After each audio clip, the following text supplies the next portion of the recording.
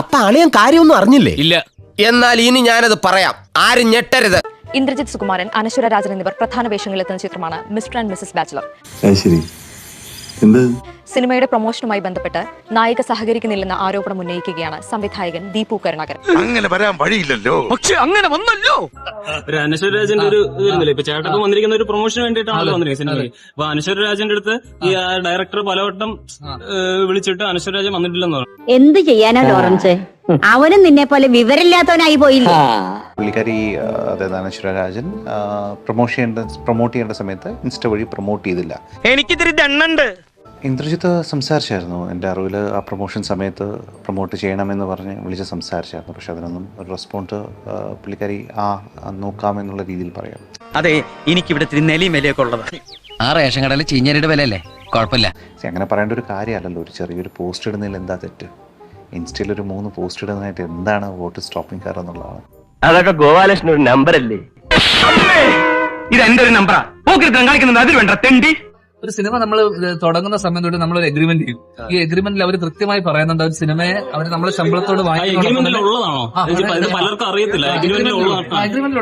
ഇപ്പൊ ക്ലിയർ ആയി, അല്ല ഡൗട്ട് അടിച്ച് പണ്ടടങ്ങി പോയനെ. ആ എഗ്രിമെന്റിൽ ഒരു ക്ലോസ് ആണ്, നമ്മൾ ഇത്രയും ദിവസം ഇതിനു വേണ്ടി മാർക്കറ്റിംഗിന് വേണ്ടി ഇത്രയും ദിവസം അടക്കം ഉൾപ്പെടെ എഴുതിയിട്ടുണ്ടാവും.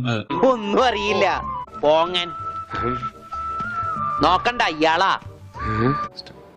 ഇൻഫാക്ട് ഇതിലെ മെയിൻ കാസ്റ്റ് ഇത് ഒരു ഹീറോയിൻ ഡ്രിവൺ മൂവിയാണ്, മനസ്സിലായില്ലേ?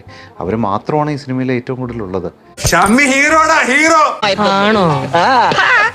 അപ്പോൾ പിന്നെ എങ്ങനെയാ അവരില്ലാതെ അവർ വരാത്തൊരു പ്രൊമോഷൻ ചെയ്തിട്ട് എന്ത് കാര്യം? അസോസിയേഷൻ വഴിയുള്ള നിയമപരമായിട്ട് പോവുകയാണെങ്കിൽ, അല്ലെങ്കിൽ അതാണെങ്കിൽ അസോസിയേഷൻ വഴി നമുക്ക് മൂവ് ചെയ്യണം. അതിനുള്ള എന്താ കോമ്പൻസേഷൻ അവർ തിരിച്ചു തരണം. ഈ റെമ്യൂണറേഷൻ തന്നിട്ട് ഇത്രയും ചെയ്യുമ്പോൾ ആ കോമ്പൻസേഷൻ നമുക്ക് ഉണ്ടായ നഷ്ടത്തിന് ഒരു വിഹിതം തരാൻ അവർ തയ്യാറാവണം. ഇന്ന് സംവിധായകൻ പറയുന്ന കേട്ടു, അതിൽ വാങ്ങിച്ചിട്ടുള്ള കാശല്ല എണ്ണി പറഞ്ഞ് വാങ്ങിച്ചിട്ടുള്ളതാണെന്നാണ് ആ സംവിധായകൻ പറയുന്നത്. ഇതൊക്കെ എന്തിനു ഇവിടെ പറയാൻ പോകുന്നു? അല്ല, ഒരു കണക്ഷൻ കിട്ടിയപ്പോ ഇപ്പോൾ പൈസ കൊടുക്കാത്തത് കൊണ്ടാണ് ചെയ്തില്ലെങ്കിൽ കുഴപ്പമില്ല. കൃത്യമായി എണ്ണി പറഞ്ഞ് എൻ്റെ കയ്യിലെ മെസ്സേജുകളെല്ലാം തന്നെയുണ്ട്. ചോദിച്ചു വാങ്ങിച്ചിട്ട് ഷൂട്ടിങ്ങിന് പലപ്പോഴും വന്നിട്ടുള്ളത്. ഇനി വിഷമിച്ചിട്ട് കാര്യമില്ല, വരാനുള്ളത് വഴി തങ്ങില്ല. ഇതങ്ങനെയല്ലല്ലോ, വരാതെ പോയതിനെ ഫ്ലിപ്കാർട്ടിലൂടെ ഓർഡർ ചെയ്ത് വരുത്തിയതല്ലേ. ഇന്ദ്രജിത്തും പറഞ്ഞിട്ട് ഇത്രയും സീനിയർ ആയിട്ടുള്ള ആർട്ടിസ്റ്റ് പറഞ്ഞിട്ട് പോലും വരുന്നുണ്ട്. അപ്പൊ നീ എനിക്ക് പുല്ല് വിലയല്ലൂടെ തരുന്നത്, പുല്ല് വില. ചിലപ്പോ സിനിമ ഇറങ്ങി കഴിഞ്ഞതിന് ശേഷം, അല്ലെങ്കിൽ നമ്മൾ കുറച്ച് ഷൂട്ടൊക്കെ ചെയ്തതിന് ശേഷം നമുക്ക് തോന്നി സിനിമ ഓടില്ല എന്ന് വെച്ച് തോന്നിയതിനു ശേഷം നമ്മള് സിനിമ പ്രൊമോട്ട് ചെയ്തിരുന്നു കഴിഞ്ഞാൽ അത് കാര്യമില്ല. നീ ഇത്രയും ഭയങ്കരനായ വിവരം ഞാൻ അറിഞ്ഞില്ല.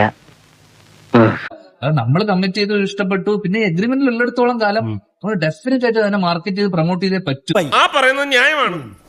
ഓക്കെ ബൈ, പോയിട്ട് വരാം.